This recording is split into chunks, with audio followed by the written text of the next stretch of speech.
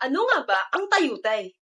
Ngunit bago natin alamin, ay narito muna ang mga tiyak na layunin na inyong makakamtan pagkatapos nyo panoorin ang aralin na ito. Una, naibibigay ang kahulugan ng tayutay at ang mga uri nito. Ikalawa, nasusuri ang pagkakaiba ng mga uri at nagagamit ng wasto sa pangungusap. At ang ikatlo, nakabubuo ng sariling halimbawa at mga pangungusap. Ang tayutay ay paraan ng pagpapahayag na gumagamit ng malalim, malikhain, at dituwirang pananalita upang mas maging masining, makulay, at epektibo ang mensahe. Sa madaling salita, hindi literal ang ibig sabihin nito, kundi may mas malalim pa na kahulugan na kailangang unawain. Bakit nga ba ginagamit ang tayutay? Una, para mas maging maganda at buhay ang pahayag. Ikalawa, para maipahayag ang damdamin ng mas malalim. Ikatlo naman, para makatawag ng pansin sa mambabasa o tagapakinig. Ngayon ay alamin naman natin kung ano-ano ang iba't ibang uri ng tayutay. Una ay ang pagtutulad o simile sa Ingles. Ito ay paghahambing ng dalawang bagay na gumagamit ng salitang tulad ng, gaya ng, kawangis ng, at parang.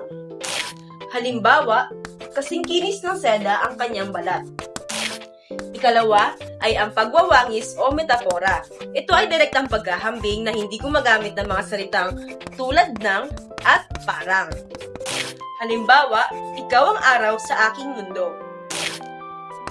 Ikatlo ay ang personifikasyon o pagsasatao. Ito naman ay ang pagbibigay katangiang pantao sa mga bagay, hayop, o ideya. Halimbawa, sumasayaw ang mga dahon sa hangin. Ikaapat naman ay ang pagmamalabis o hyperbole. Dito ay pinalalabis o pinapalaki ang isang pahayag. Halimbawa, bumaha ng dolyar sa pag-uwi ni Christy mula sa Singapore.